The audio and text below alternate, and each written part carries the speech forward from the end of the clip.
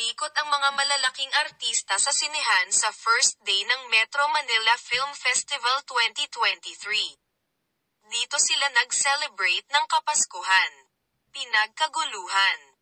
Dinumog sina Alden Richards at Sharon Cuneta nang umikot sila sa Shangri-La Cinema, SM Marilao, Robinsons Malolos at SM North, EDSA napalabas ang pelikulang Family of Two, A Mother and Son Story.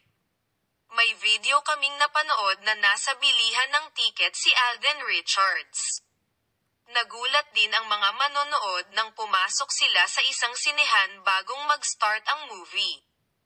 May mensahe pa si Sharon Cuneta na pagkatapos panoorin ang pelikula ay mahalin ang mga mahal sa buhay lalo na ang mga magulang.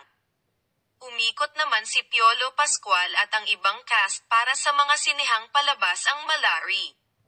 Trending siya sa X sa hashtag na Papa P ng December 25.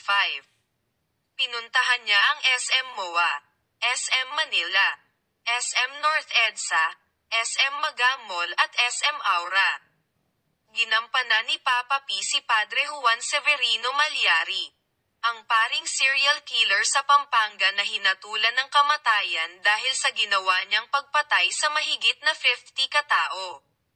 Hindi rin nagpahuli sina Vilma Santos at Boyet De Leon, Darren Espanto at Cassie Legazpi at ibang cast ng When I Met You in Tokyo na namasyal sa Glorieta 3, Trinoma at SM North.